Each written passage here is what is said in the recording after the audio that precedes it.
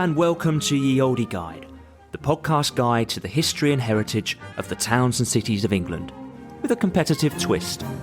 Whether you want to be primed for an upcoming trip, know more about England's towns, or gain a new perspective on where you live, this podcast is for you.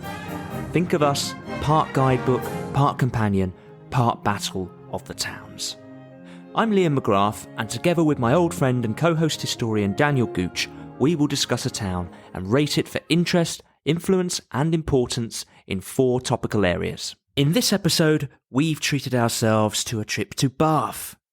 In our first category, culture, we'll explore a city which provided creative scenery throughout the ages, from Saxon poetry to Jane Austen, Thomas Gainsborough and Les Misérables.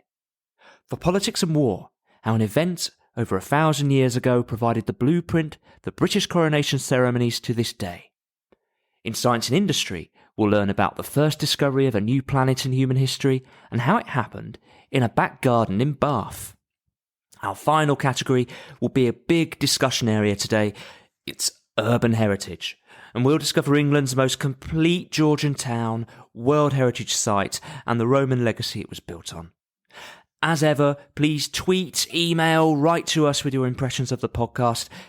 But we have loads to talk about in this episode, so let's get going to Bath.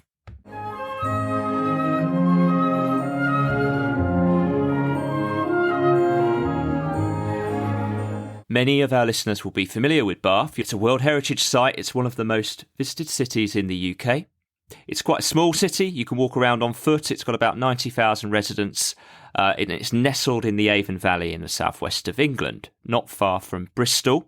And we managed to beat the tourists by going on a weekday. We were walking around marvelling at this city. Daniel, what was your step count for the day? My step count was significant, close to 30,000. We did a lot of walking. I'm really excited about this episode. I've had a great time looking at some of the other kind of more modern industrial cities, but this is the first proper touristy historical city that's known for its history and its heritage. So yeah, I'm raring to go on this. Many of our listeners, you will know the origins of Bath as a spa town. You might even have heard the Roman name, Aquae Sulis. I suppose the clue is in the name of the town itself. But Daniel, what's made Bath so uniquely significant as a spa in England? Bath is really interesting as a settlement because it's not your typical ancient town or city. It's not very easily reachable. The river that goes through it isn't really navigable. It's not a particularly easily defensible area. It's not on some kind of easily traversable route between any other major cities. So there's no natural reason to build a city or a town there except for one, and that is a unique geological phenomenon, which is the hot water that gushes out of the ground there. The spa that exists there, it's in a very small area of the city, just 80 metres by 20 metres in area. But there are 3 hot springs that come up from the limestone underneath the ground on which the city stands. And it's unique because the water is heated to 45 degrees Celsius. No other British spa emerges at such a temperature warmer than the human body. And really it's this hot water that gushes out of the ground which has drawn humans to Bath for thousands of years, going back even before the Roman invasion. So other places with spa in the name, just not as hot water, basically. Places like Buxton, just it's not coming out as hot, is that? That's the main difference. Yeah, geologically, yes. There is water, of course, it's the clues in the name, but it's much hotter in Bath. And also Bath has taken a kind of a different turn in history in the way it's grown up as a significant Georgian resort town. How much Roman legacy is there left? Well, Roman Bath wasn't a particularly large settlement. It was really a kind of resort town for Romans as well. We know from archaeological evidence that legionaries stationed in Britain, Romano-Briton civil servants, all manner of citizen would travel to Bath kind of as a tourist. But there's not a huge amount of Roman Bath left. The main legacy is the Bath itself, but all the architecture around that, including the building itself which surrounds it, is all much more recent. Almost all of the heritage that makes up so much that's wonderful about Bath today is from the Georgian, the Regency period. This is the period when Bath really reached its peak, when Bath became the premier resort town in the country. Initially, people would travel there to take the waters for their own health, but really it just became initially an upper class, aristocratic, and then a middle class resort town where people would just go to mingle and to have fun, as tourists would do today.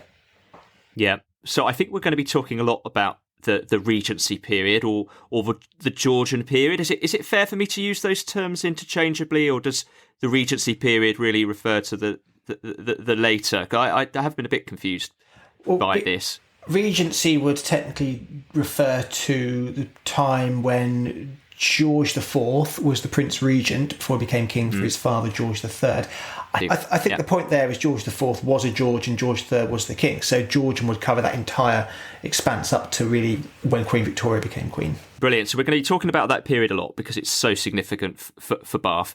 Could you give us a brief overview of some of the big changes that we're seeing in cities? The idea I think I want to pin this to is one that the historian Peter Borsay has come up with, which is called the English Urban Renaissance. Now, what the English Urban Renaissance really refers to is the sighting of English culture in provincial towns, which is really coupled with a massive rebuilding and architectural growth within provincial towns. And this is centred in lots of them, but most pronounced in resort towns like Bath, like Cheltenham as well, Cheltenham's Spartan, of course, Buxton as well, where there was, I suppose you would say, conspicuous consumption, ostentatiousness of fashion. Really, these were the places where people went to mingle, went to reside, and having the freedom, the time to devote to leisure led to a growth in culture, in tourism, and in architecture and urban rebuilding in these places. I think we're going to have a lot to talk about here. I'm really looking forward to going through the categories. What did being a centre of Georgian leisure mean for Bath?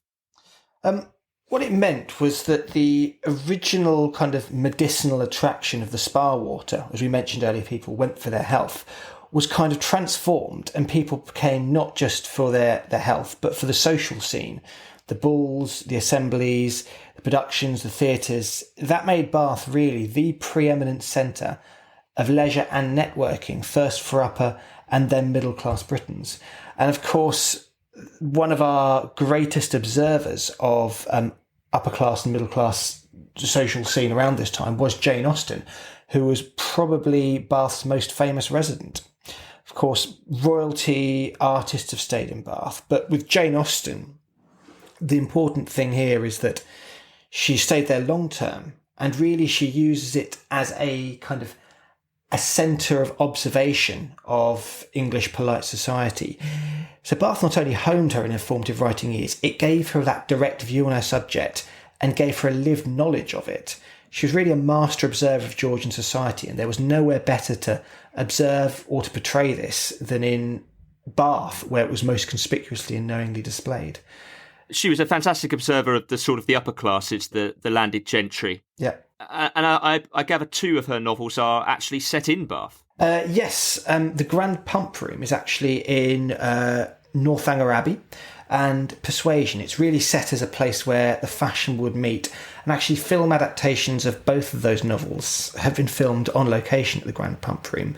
The Grand Pump Room is set right above the main spa that's there. And you can do a tour of the Jane Austen locations, I understand it. We didn't have a chance to. Yep, you can, as well as the Grand Pump Room, you can do the Jane Austen Trail. You can also go to St Swithin's Church, which is just outside the centre, but Jane Austen's parents were married there. It's a lovely little church, and actually William Wilberforce was married there as well. Lots of big names. And talking of big names, other authors have resided in Bath and visited Bath, perhaps not influenced in quite the same way. I'm thinking of the likes of Shelley. Yeah, so Jane Austen certainly wasn't the only artist to use Bath for kind of a creative backdrop. Richard Brinsley Sheridan, the famous playwright, his play The Rivals, which I think is his most famous one, would probably say, was set in Bath at the height of its kind of Georgian fashionability. In Charles Dickens's The Pickwick Papers, Pickwick's servant actually goes and takes the waters.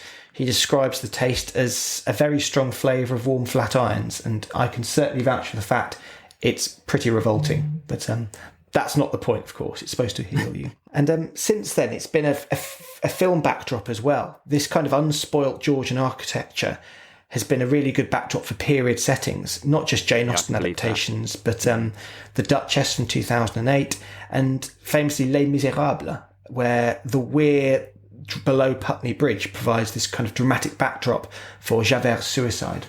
So the cultural legacy really is dominated by Austen in this Regency period, when anyone who was anyone was visiting, staying in Bath. But let's divert to other periods. And I think we need to mention, as Ye Olde Guide to the History of English Cities, one of the earliest written depictions of an English town or city. Yes, that's right. The Ruin. The Ruin is an Old English poem. It's from the 8th or 9th century.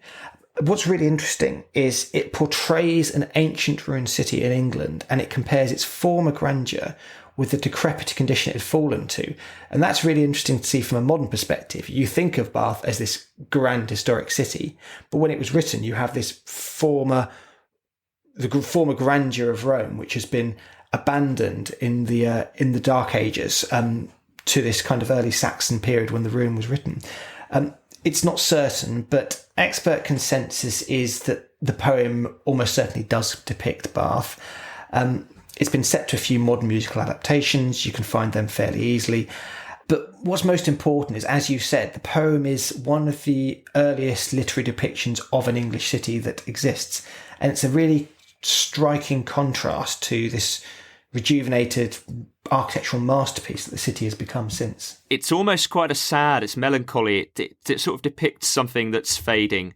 Maybe it's an obvious just lament of the Roman legacy disappearing, or maybe it's something a bit deeper about the transience of buildings and nature eventually taking its way back, and the inevitability of urban decay. It does reference sort of thermal pools, so it does seem likely that it's Bath. But yes, as you say, not for certain, but a fascinating piece of heritage for the city, I think. Now, before we move on to scores, I'm going to indulge you. I promise we won't cut this bit out.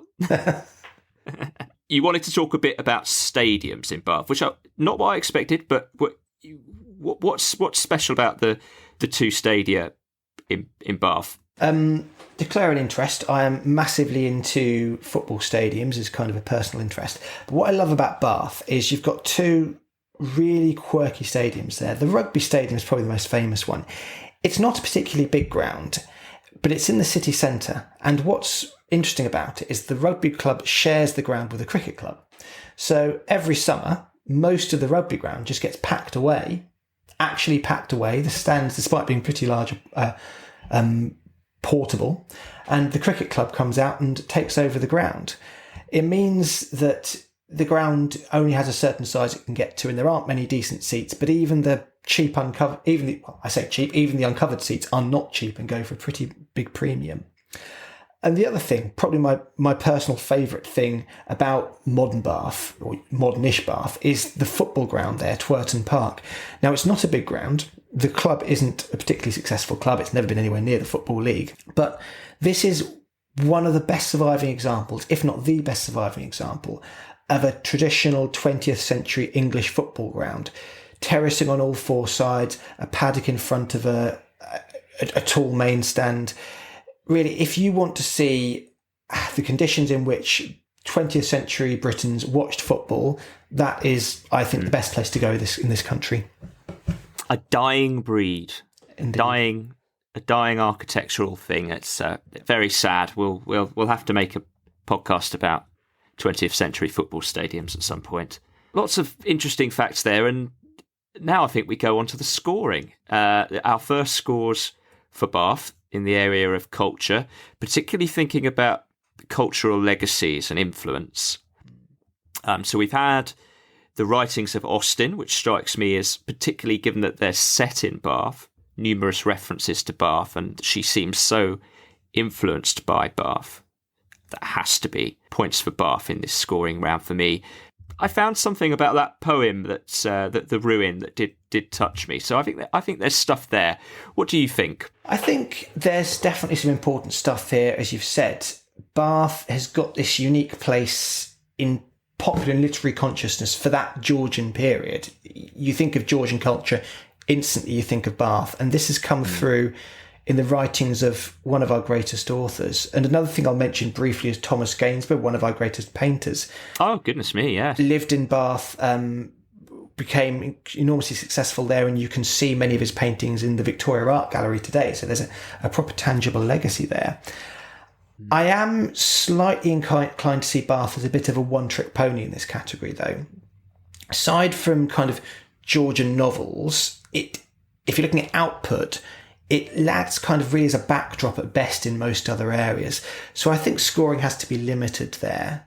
So I'm going to give it a 5.5. I think it's positive, but capped. I can't believe we nearly missed Gainsborough.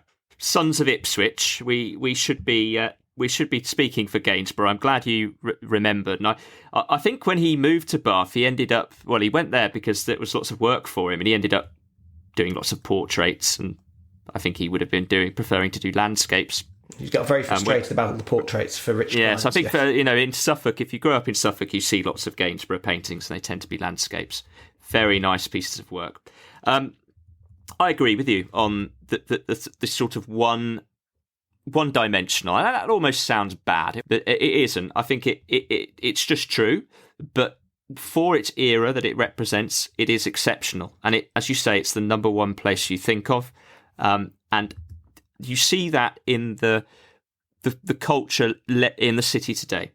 You see it in the kind of activities that you can be involved in when you visit Bath. There's a Mozart festival. There's classical music.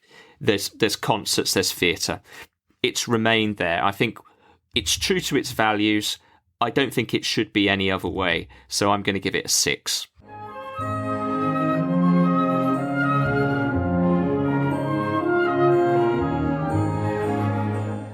Our next category is politics and war.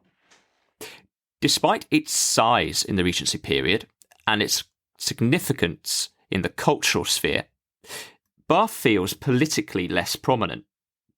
It doesn't feel like it's been involved in the big political and military issues of any era.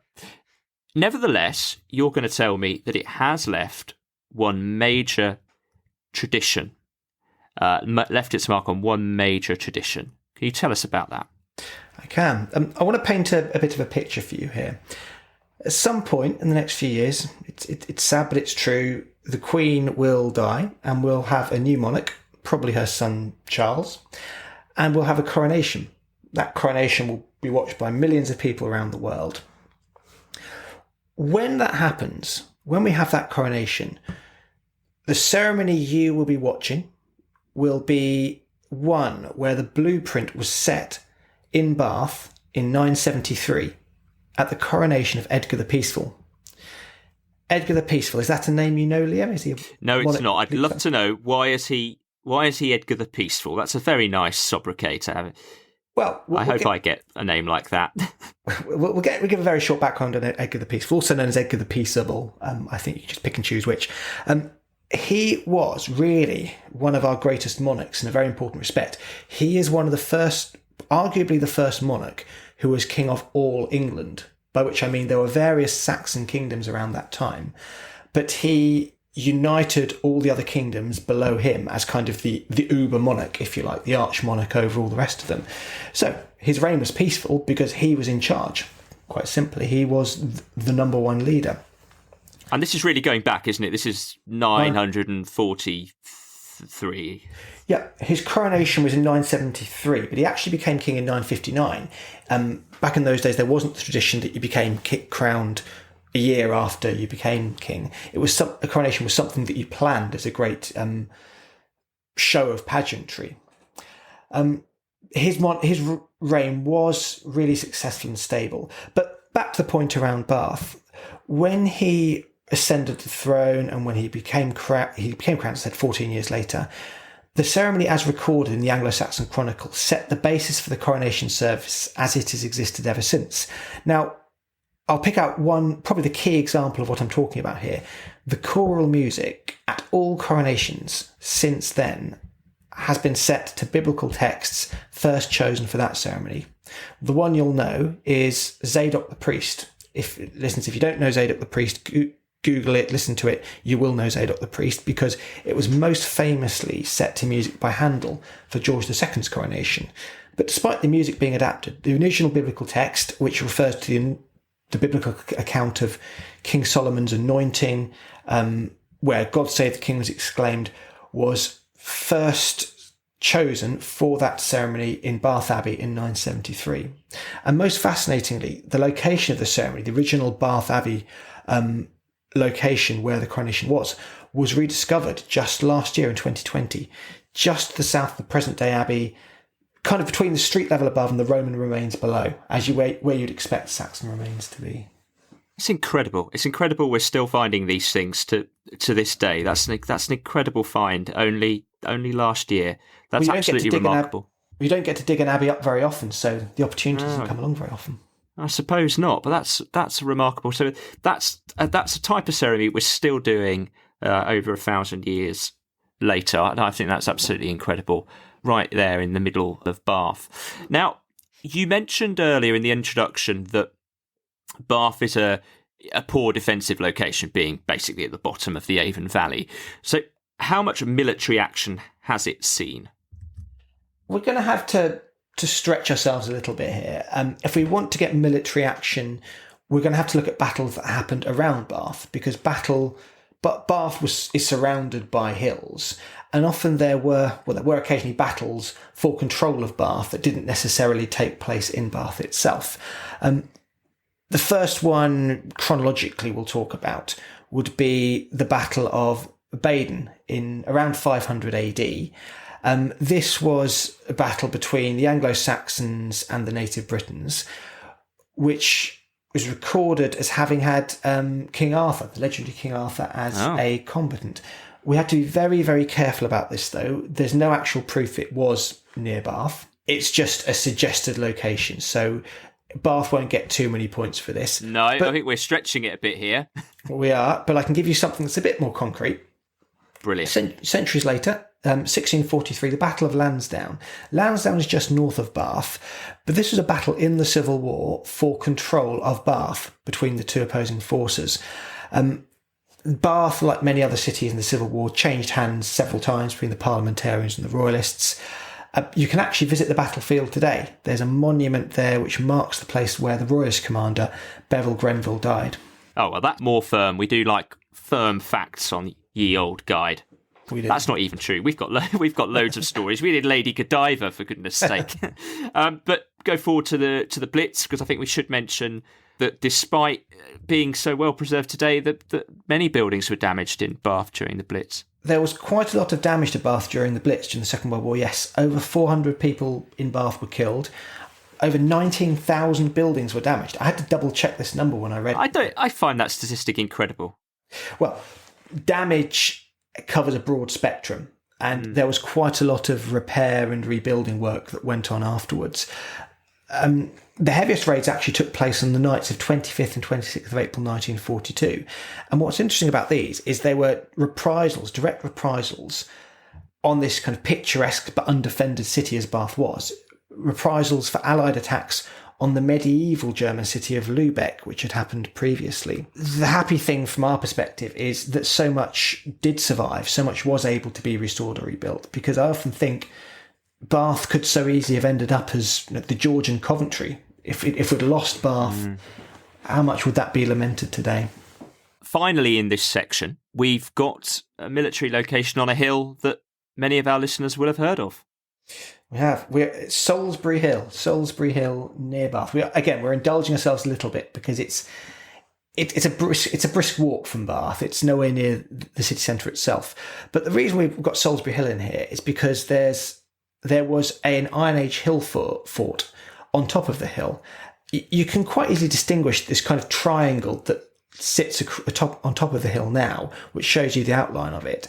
It was constructed sometime between 300 and 100 BC. There was a rampart with dry stone walls surrounding it and some buildings within, but it was burned down in the 1st century BC. The reason we've indulged this is we just wanted to mention that Peter Gabriel song Salisbury Hill. Is that one of your favourites, Liam? I know you're a do Genesis fan. I do like Genesis. Peter had left the band, and very good song. I'm sure you'll agree. I'm sure our listeners will agree. And if it weren't for the draconian rules on audio clips in podcasts, we'd play the full bit of it right now. I think we'll all have heard it in those weird Nespresso adverts with George Clooney that have been on recently. That's right. That's it. Okay, that leads us to the scores. And shall I go first this time? Reveal my score first. I was a bit mean. I put it on you last time because I hadn't made up my mind. No, that's fine. I don't think there's a great deal here. I have to say, I think the coronation story is fantastic. Mm-hmm. There's not a lot else. I can't really think of any major significant battles or political decisions, contributions to the war. Like when we went to Coventry, we had all those motorcycles and vehicles being produced for aeroplanes on a vast scale. Here we haven't got that. And I think that's just because of the nature of the town. It's just not built as this big manufacturing hub. So I think in this section, I'm going to give it a 3. A 3. Okay. I agree. The coronation ceremony, that's really the standout legacy here. Aside from that, there's not much to talk about from a political military perspective. I mean, even what military action we've got is either mythical or took place near the city rather than in it. You have to expect that because, as you said, the nature of the city is it's a resort town. It always has been a place people visited for leisure or for healing. It's not built in a defensible location. But I suppose on the political side, I might have expected a major centre of Georgian social networking to have perhaps been a nucleus of soft political power, for there to have been some kind of political development that was perhaps fermented in Bath. But it's hard to find much of genuine political significance that ever really happened there. Listeners, if we've missed anything, then please do tell us. But I genuinely couldn't find anything. No, that crossed my mind as well. I wondered whether there'd be some tales of espionage or debauchery that might have had some legacy, some controversy, or some whispering, some rumours, some quiet chats in coffee houses. I thought there might be something like that, but we're yet to find it. I'm going to give it a 2. And that 2 is almost entirely for the coronation. I just feel a city that's got so much going for it and that's so ancient, a little bit more could have happened there. But we have 3 more categories to come, including reality versus expectation, so still time to make the scores up. You wouldn't consider giving an extra half mark for Salisbury Hill? I think it's a bit too much of an indulgence to do that. It is. We'll be setting precedent. We must preserve the accuracy of the scores. So we're going on to science and industry now. As a centre of leisure and culture, perhaps we wouldn't associate Bath with industry or with science particularly. Whilst the wealth of the Regency period came about because of early industrialisation, Bath did not go on to experience the vast urban expansions we associate with the major industrial cities, particularly in the north of England, London, or even nearby Bristol. Nevertheless, Bath does have a very important place in the history of science, in the history of astronomy. My question for you, Daniel, is how many planets have been discovered? How many planets have been discovered? I would say 2. That would be my answer. Very good. This man has read the rules of the International Astronomical Union, which has demoted poor Pluto. Is no longer a planet, but a minor planet, a dwarf planet. So only 2 planets have been discovered. That's right. And they are. And listeners, if you're wondering what this has to do with Bath, they are Uranus and Neptune, and the very first of those, Uranus, was discovered in Bath.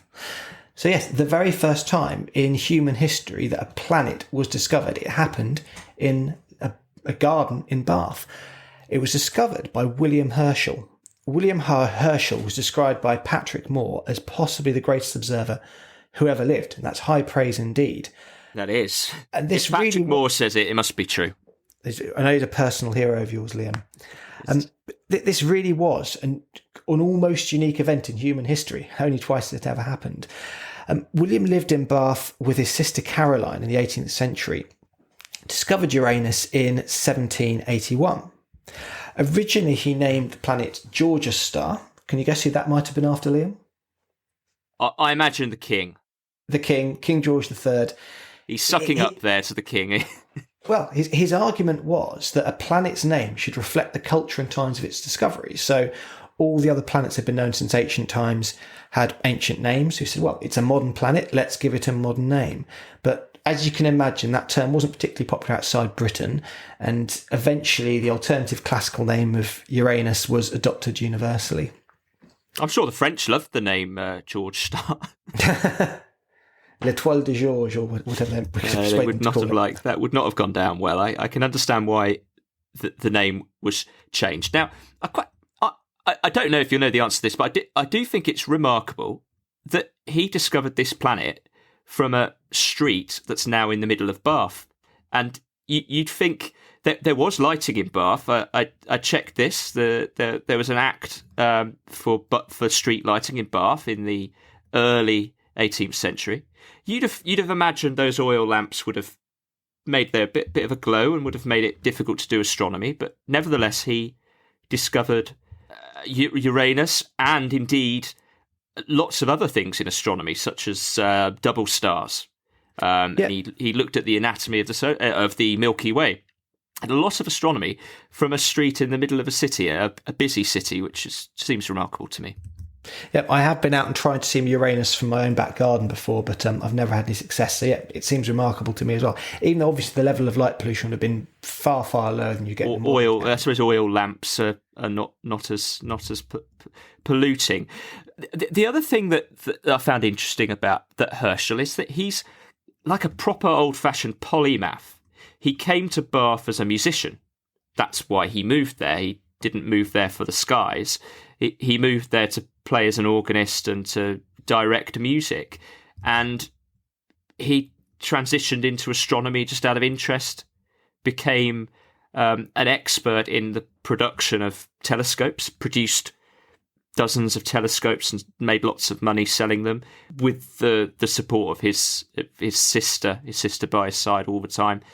And he went on to make all sorts of discoveries, not only in astronomy, but also in coral. He discovered that coral were actually animals. The man was a polymath. And this links back, I think, to the idea of Bath as the centre of cultural life in England. It attracted people in. People may not come specifically for the purpose of astronomy, but they came to Bath because they wanted to be there or because they had another cultural reason, similar to Gainsborough. I will talk about legacy now. You can actually see the house where Herschel discovered Uranus. You can go to it. It's open as a museum now. It's devoted to him and his sister Caroline, with whom he collaborated. And they haven't got the original telescope he used, but you can see a replica of the one he used to discover Uranus if you go there. So in this podcast episode, we've done some geology, we've done some astronomy. We're going to move back onto safer ground now. Seems to come up a lot, but the cloth trade. What's the significance here? The cloth trade. It seems to have been big in every town we've done so far. Bring us back down to earth. We'll give a different angle on it. Yes, Bath did have a pretty successful medieval cloth trade, but there's a bit of an interesting literary legacy from this, because this was a key inspiration for the character of the wife of Bath in Geoffrey Chaucer's Canterbury Tales. She was one of Chaucer's best developed and really most intriguing characters. She could have come from any town, but the reason she was given Bath as her hometown was to emphasise the fact that she was a wealthy, independent cloth merchant from an increasingly prosperous city. So rooting her in Bath kind of rounded out her character in a way that Chaucer's audience would understand very readily. Are there any other notable industrial legacies? Not much to say on manufacturing or heavy production. There have been some minor successful businesses, plasticine, furniture production, brass, dye works. But really, since the Industrial Revolution, Bath has mainly sustained its wealth and growth through tourism and cultural pursuits. But I suppose there's perhaps something to be said for these themselves, for kind of Bath's almost pioneering role in service industries.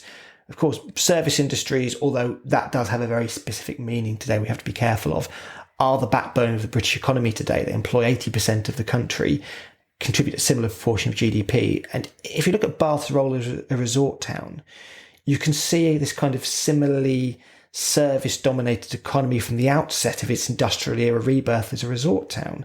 If you look at the consumption that went on there, from ostentatious clothing to temporary accommodation, social events, Georgian Bath was a town where consumption itself really overtook bare subsistence as the primary form of work. I think you're absolutely right to highlight it, because hospitality and leisure alone is a huge component of modern GDP and modern employment. So it is a huge legacy. Bath having the spas, but equally it could be going to the sea. We often think of the sea, and I suppose Bath's Regency rival is Brighton for that. But then later in the Victorian age, the seaside resorts, this idea of going somewhere, staying in accommodation, people cooking delicious food, entertaining you, music, theatre, consumption, that seems to be something that where Bath was a major trailblazer in the modern era. And I suppose what you can see there is a progression from it just being an upper class aristocratic pursuit to being a middle class pursuit in Bath later on. And then of course Bath didn't really make the transition to being a working class resort town once the working class has gained more leisure time and more leisure money. It was more the seaside resorts, as you pointed out, which took that. But it's still an important point there. So I think that takes us on to the scores. It does. Okay, I suppose I'll go first then. I suppose one significant challenge for Bath is really to point out anything that's particularly tangible in the inputs and outputs of its contribution. Francis Pryor, who is an archaeologist, I think is a fantastic history writer. People might remember him from Time Team back in the day on Channel 4. He's got this fascinating idea that Bath was this kind of business networking centre in Georgian times. They say that business is done on the golf course, and I think this is the idea that he has, that people didn't just go to Bath to gossip, people, and to have fun. People went to gossip to meet new business acquaintances, to make new business deals, and to network from a business perspective as well as a personal perspective. I think that's a fascinating idea. I struggle to put anything that's tangible on that, though, to show anything that's come out of it. Other things, Herschel's discovery of Uranus is monumental. You could perhaps critique that Bath almost might have been incidental as a backdrop because it didn't provide the training and educational required to make his observations for any kind of great academic institution.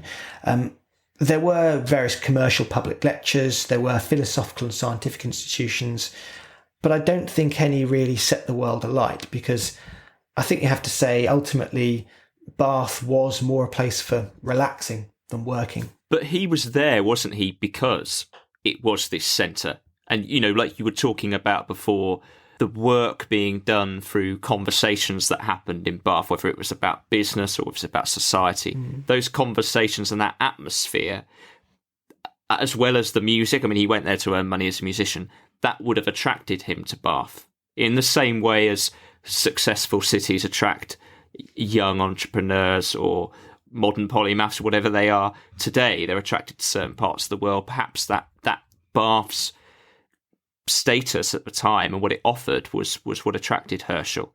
I suppose what I'm trying to do is balance out between great things that happened there and happened there for a reason, and maybe great kind of cultural and scientific institutions that brought people in for that specific purpose and provided that training and that learning and those opportunities. I think that's what I'm trying to do. So Bath was bring people in, but not necessarily providing the means and the opportunity in a direct way for these things to happen.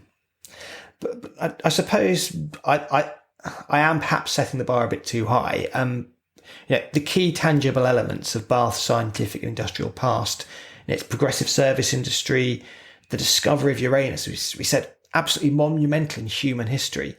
They're both preserved today in the city's physical environment. You have the Fashion Museum in Bath.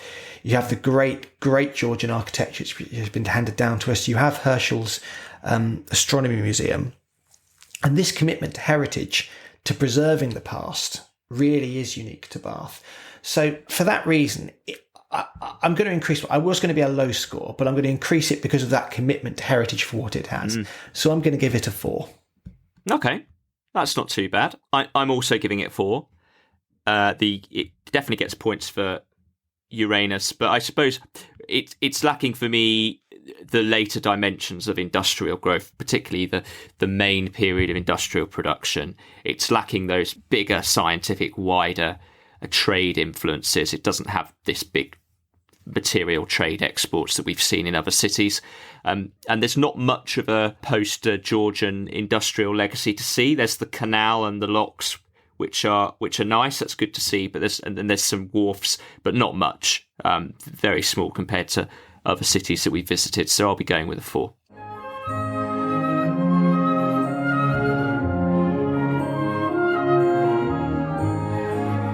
Now we're on to the big one for Bath, urban landscape. And it's hard to know where to start. But let's set some context. In the Georgian era, nearly every town in the UK was experiencing unprecedented growth and expansion. We see this in all the major cities. The standout cities, though, are the likes of Bath, the Edinburgh New Town, the reconstruction of Dublin city centre, parts of Bristol and Liverpool, and of course the John Nash designed avenues through the West End of London, some of the most famous streets in London today, such as Regent Street. We saw this as a period of great urban expansion, cities doubling in size over the course of just a few decades. And this was up and down the land as we saw this migration into cities. Lots of cities expanded in this area, and many have wonderful architectural legacies. But what gives Bath its unique, impressive Georgian architectural heritage? I think its architectural exceptionalism today results from the fact that so much has survived in a specific period style, in a specific material, almost without destruction, almost without being overlaid. Bath is often described as a planned city. And when you go there, you do get a sense of a single architectural vision for the city. And the fact that the local Bath stone, this wonderful honey-coloured material, is used so much gives it that, I hesitate to say homogeneity. But when we say Bath is a planned city, we have to step back from the pejorative connotations of that term today. Today, that suggestion of post-war tedious brutalism, uniform homes, identikit shops, grid patterns. Really what planning means in Bath is that there is this uniform architectural vision, these neoclassical Palladian ideals.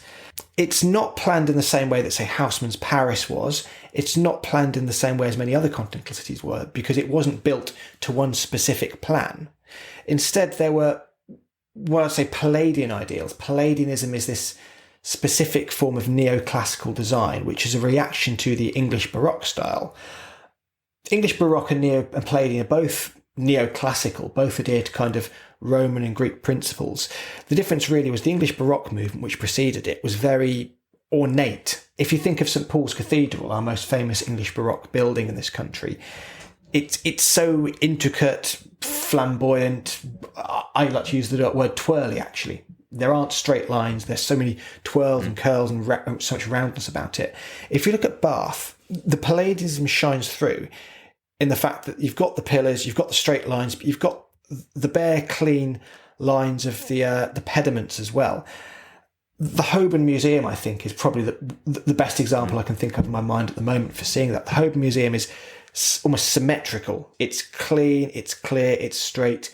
This is really the neoclassical principle to which Bath was designed. And when we say planned, we have to step away from that idea of Bath as being either boring or Bath as being built in one single go to one single design.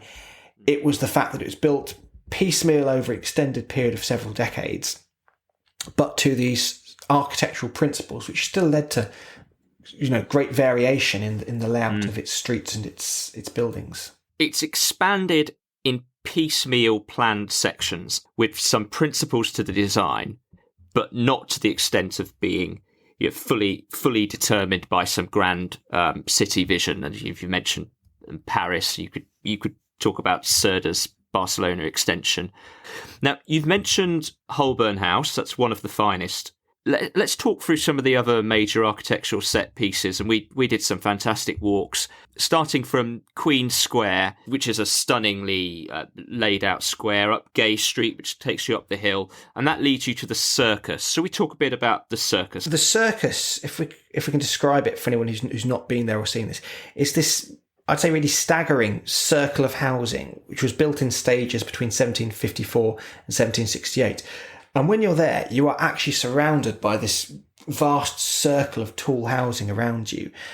And I think what strikes you about it, it's not just the kind of all-encompassing circling nature of it. It's how striking and obvious the neoclassical design is there. You've got the three fully enclosed tiers of Doric, Ionic and Corinthian pillars. These are the three major orders of classical architecture in pillar design. And this is drawn directly from the Colosseum in Rome. It almost is like being in kind of this miniature suburban version of the Colosseum, I found. And I suppose it's a great vista because it's got three entrances to the circus. So as you enter, you don't see another exit. So you do feel this sense of enclosure. And I suppose as we're at the circus, you walk along and just a few minutes walk away is the Royal Crescent. This bears some similarities to the circus in its design. It's almost like a semicircle. It's vast. This enormous sweeping facade sweeps round as you're standing in the park that's in front of it. If you visit, quite interestingly, number 1, the Royal Crescent, has actually been converted into a museum. This was the original show house, and I think the first building constructed of the Crescent, which was built in stages like the circus. If you move beyond the Royal Crescent as well, we can't possibly talk about all the buildings in Bath because there are so many, but ones to draw out are the Grand Pump Room and the Assembly Rooms. Both these buildings were centres of Georgian social life, which still welcome visitors today in exactly the same buildings. It's worth saying as well on that topic of the planned nature of the buildings. When you look at the circus or the Royal Crescent or Great Pulteney Street from the way they're intended to be viewed, they look very uniform. Now, actually, on closer inspection, you can see differences between the buildings, but generally there's this uniform presentation. But we took some walks behind the buildings, and I think if you're an intrepid flaneur, that's well worth doing because you can then see the individualism of the buildings. They look much more chaotic, much more of a hodgepodge when you go behind the buildings because they were all individually constructed, individually owned, and then they have this individual style. Now, I mentioned Great Pulteney Street, so that brings us really onto the Pulteney Bridge. This, again, is just quite exceptional. Pulteney Bridge is very nearly one of a kind. It's one of only 4 bridges in the world which has shops on both sides. This was a feature which was actually much more common historically. The principle is actually quite similar to how the original medieval London Bridge would have been arranged. If you ever seen any pictures or renderings of the original medieval London Bridge, there were buildings stacked up on both sides of it. Of course, that would have been much more ramshackle, but that principle still stands. As you say, we could talk for ages about the terraces and crescents which sort of sweep up the hills in Bath, and we tried to explore as many as we could, and you can walk around for a long time, and it's worth climbing up some of those hills to enjoy the vistas. But most of these from the Georgian era, or nearly all are from the Georgian era. But what other architectural periods are represented in Bath? It's been there for 2,000 years. What else have we got? Pre-Georgian, very little indeed. The most prominent remnant of pre-Georgian Bath is going to be the Abbey Church, which is right in the centre of the city. But this is actually quite small as old cathedrals go, and it actually replaced a much larger abbey building, which was constructed as a cathedral in the 12th century. Now, this old abbey building, or cathedral as it was at the time, became surplus to requirements when the seat of the bishop moved to Wells, the Bishop of Bath and Wells. If you've ever watched Blackadder, that's a character you'll know. Now, the church became really run down and was rebuilt on a much smaller, more manageable scale in 1500. And the style it was built to was the perpendicular Gothic style. So you have a sense of what we mean by this. It's the last kind of flourishing of the original medieval Gothic style. And it's characterised by long, tall lines, long, thin lines going upwards. If you're looking at them, you look at perpendicular lines going up ahead of you. Faces of perpendicular Gothic buildings will often have long, thin windows towering up above. Towers will have points on the top, pushing up. So everything is kind of long, thin lines directing your view upwards. And it was actually a fairly regressive move because the rest of Europe was already moving on with neoclassical designs. But despite the contraction in stature, the archaic style, there are some distinctive features to the abbey. There's the depiction of Jacob's ladder on the west front, the really breathtaking fan-vaulted ceiling inside, which was heavily restored by the Victorians.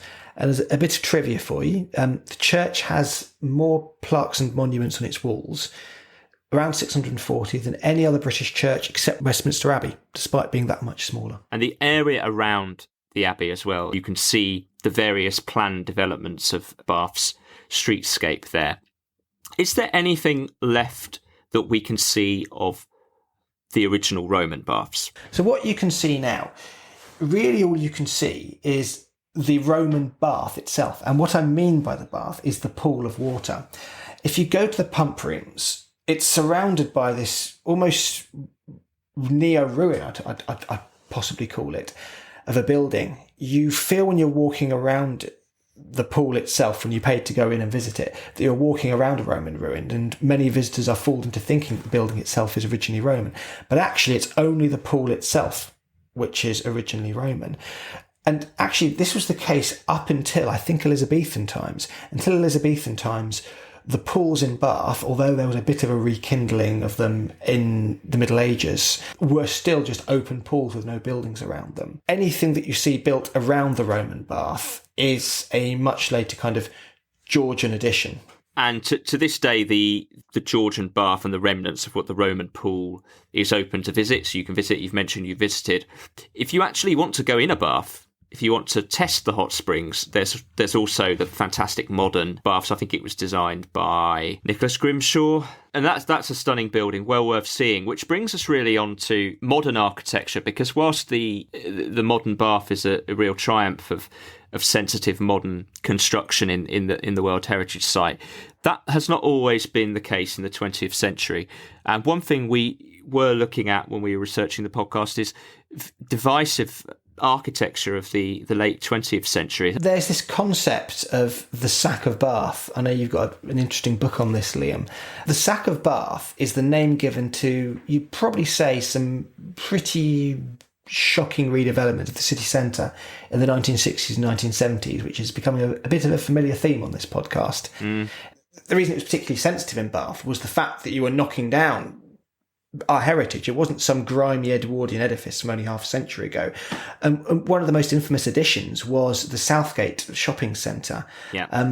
This building was actually knocked down to, no lamentation whatsoever, and replaced in 2007 by a brand new Southgate centre, which is one of the first buildings you encounter when you arrive on the train. And this centre is enclosed in these kind of mock Georgian facades. The replacement has won architectural awards since it opened. It kind of epitomises, I think, the recent developments in Bath city centre. You've got tight planning controls, which have led to this revival of Bath stone and the original, the Georgian Palladian design ideals to try and ensure this harmony within the city. It's not without controversy. There are people who moan about the fact that reclaimed Bath stone is used in the new designs. Reclaimed Bath stone being where it's ground up and then kind of reformed into new blocks. If I'm honest, there are parts of the city where this has happened where you could feel a bit like you're in some kind of fake Disneyland area, if I can put it that way. It does feel a bit reconstructed. But I suppose you have to ask, what better could they do? What choice have you got? That rule, the planning rule that it has to be Bath stone, it's worked in the sense that every building has retained that yellow appearance, but it's a bit strange when it's sort of applied to a sort of 1960s style tower block of housing or a multi-storey car park. And I suspect that's where the critique is, that it feels odd and rather fake because it doesn't disguise the discontinuity in the architecture.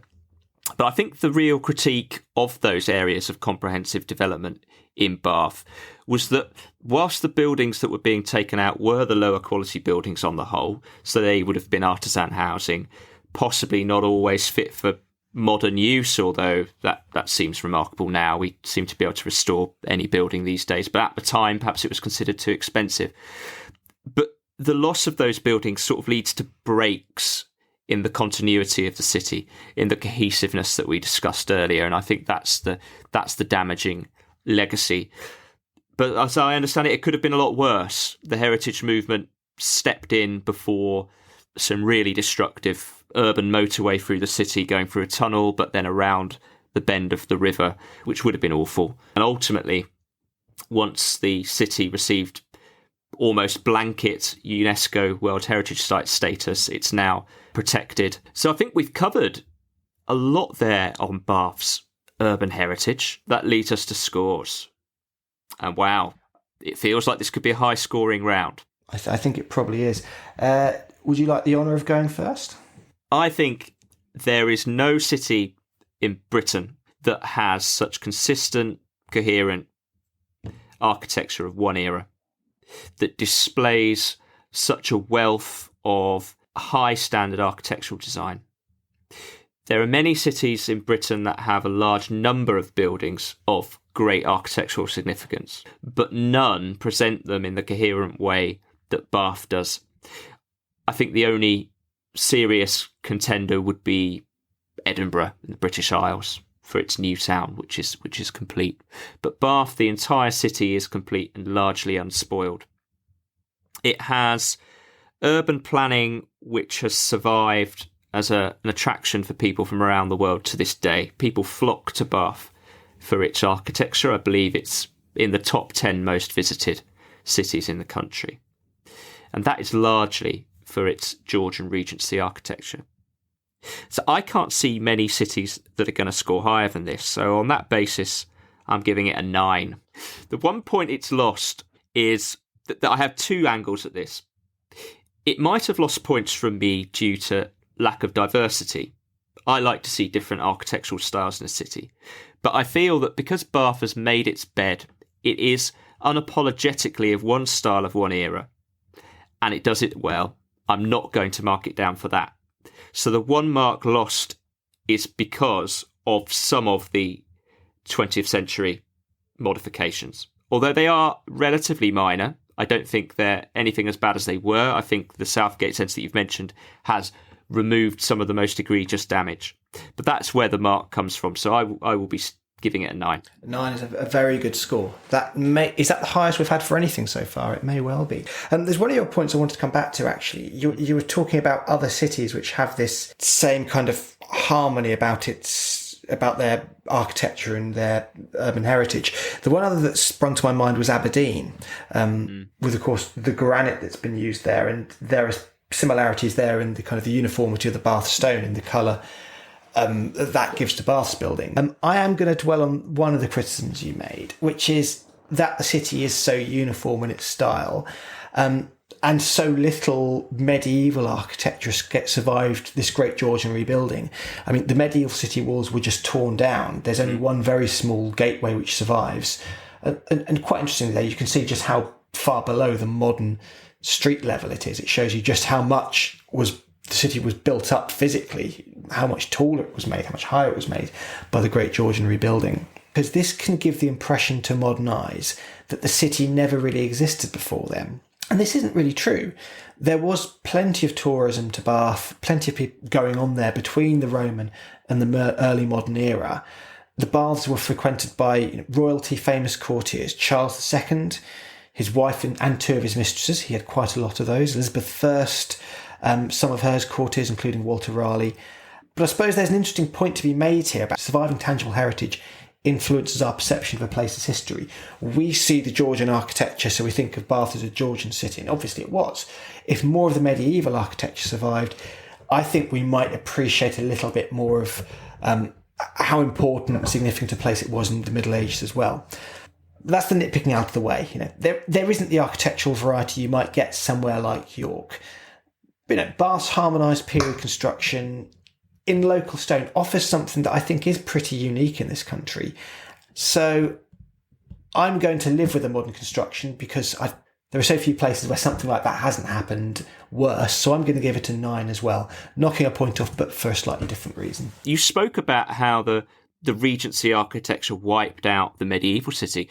And this is common in many cities had these kind of comprehensive developments. I think Exeter lost all of its It was the fashion at the time to remove what were considered to be winding, inefficient, dirty streets and replace them with wider streets, lighting, what was more modern infrastructure. The interesting point for me is that now, in the modern era, since the Georgian era, as far as I can tell, people have appreciated that architectural style in a way that other architectural revisions in cities have not been. If people were asked to pick their favourite architectural set pieces in Britain, I imagine many of them will talk about Bath, many of them will talk about Edinburgh Newtown, Regent Street, these Georgian constructions. It feels to me like the architecture of that period was just very good, and people have liked it, in complete contrast to what we were talking about the post-war, where so much of what was built only a generation ago is now being removed and replaced with something else. And we'll be talking a lot about that when we go to Birmingham, when we go to Portsmouth, when we went to Coventry. That era, the architecture and the planning has not stood the test of time in a way that Georgian architecture and planning, for whatever reason, really has. I suppose Georgian architecture was the first that was solid form in kind of your run-of-the-mill urban construction, by which I mean medieval architecture has lasted, but it tends to be the grander buildings. It tends to be the palaces, it tends to be the churches and the cathedrals. Smaller domestic buildings survive as a one-off. They don't survive in huge streets or in huge kind of harmonious whole areas as much as Georgian buildings would. So I think, the fact it stood the test of time is as much a testament to its durability of construction as its aesthetics. We're on to the reality versus expectation round. This is where we give a town a score this is to level things up. Somewhere like Bath is exactly what this system is for, because everyone knows Bath. There's a great expectation that Bath is going to be scoring highly in the other rounds, particularly in urban heritage and architecture. But does it live up to the expectations? Let's say from the outset, we all know Bath is great. Go there, full stop. It's one of the most popular tourist cities in the country for a reason. That's why it's so expensive. That's why it's packed on summer weekends, but it's absolutely worth your time visiting. So with that in mind, it is, I suppose, tricky for Bath to exceed our expectations. But frankly, it comes very, very close, if not doing so architecturally. For anyone with an interest in period architecture, urban heritage, or even Georgian culture, you could not think of a better place to go. And I think if you go, however much you prepare yourself, you will be stunned by what you see there. So where could it do better? I feel like I'm in a year-end work appraisal here. It could perhaps have more to do if wandering the streets, taking in the buildings isn't your thing. If you compare it with those other major tourist cities in England, and it's in the top 10, so we're going to do that, it is perhaps a tad lacking in major showpiece museums or attractions. Historical purists may not like this, but while I would certainly go for a day out, I'm not certain it will be top of my list to take my young daughter to. I'm not sure it'd be at the very top of the list for anyone who's only got a casual interest in architecture or in history. Although why such a person will be listening to history podcasts, I don't know. But please don't take a negative view away from this. We're playing the game with these scores. Honestly, it's as wonderful a place in England as you can get to see England as it used to be. And we are tremendously lucky that the city still exists in its current form. I think you're right. It does meet your expectations. I must confess, when I first went to Bath years ago, I was worried. I was worried it wouldn't be as good as it was made out to be in the pictures, but actually it is. There's lots more of that fantastic Regency architecture than we've discussed, and it just goes on. And the way that it undulates with the hills. But I wonder, if I was spending more than a day there, I wonder how long I would last. I think I'd be visiting the museums that are there. I mean, there's theatres, there's classical music. Yeah, I can't imagine being there for more than a few days. I suppose if you look at the other cities on that list of the top 10 most visited cities in England, they tend to be the big places. They tend to be London, Liverpool, Manchester, Birmingham, and you are going to get a bit more of that cultural stuff. So it's perhaps to some extent a function of it just being a smaller place. Its population is, as you said at the beginning, only 90,000. That is not a particularly large city. It, I think, will be the smallest place we've been to so far, actually, despite its great scores. If I'm going to put a number on it, I have to say, despite my high expectations, it did exceed them. I had a great time there. It really is a great place to go to. So I'm going to give it a positive score. For me, it's going to be a 6.5. I'm going to give it a 6. Overall, Bath has scored 55 today out of 100.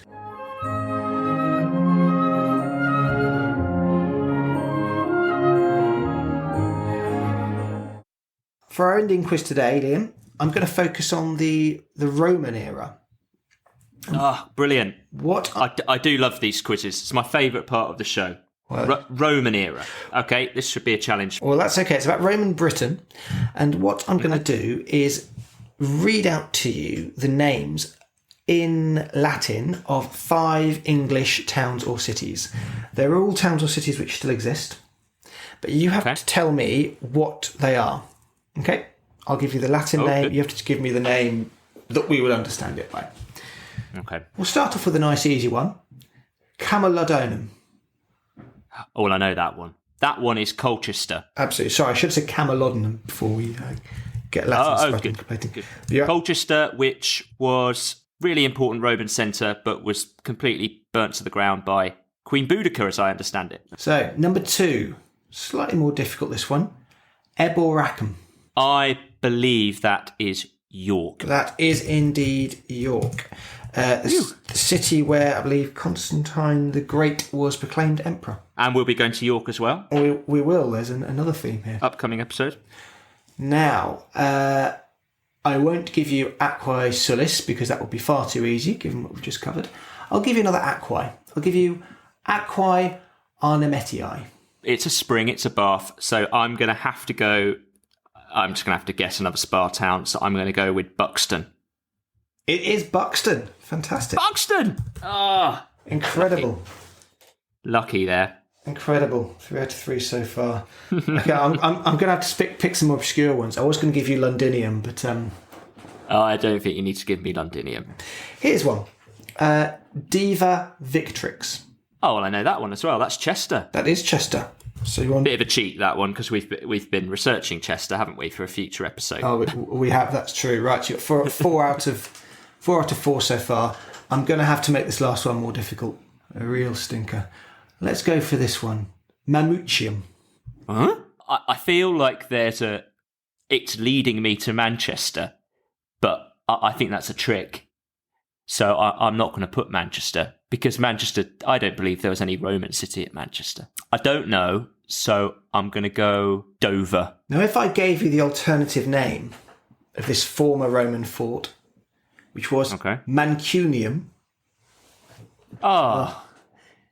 Would that change your mind back to Manchester? Yes, it would. Yes. I'll go back to Manchester, please. Absolutely. It's a former Roman fort in Castlefield in Manchester. What? I find that incredible. That was perhaps a tad obscure, because we're looking at a fort there rather than necessarily the beginnings of the city as it is at the moment. But I had to make that one a bit harder because you were doing so well. But 4 out of 5, that is an absolutely fantastic effort. Well done. And lots of places that we're looking forward to visiting as well. Absolutely.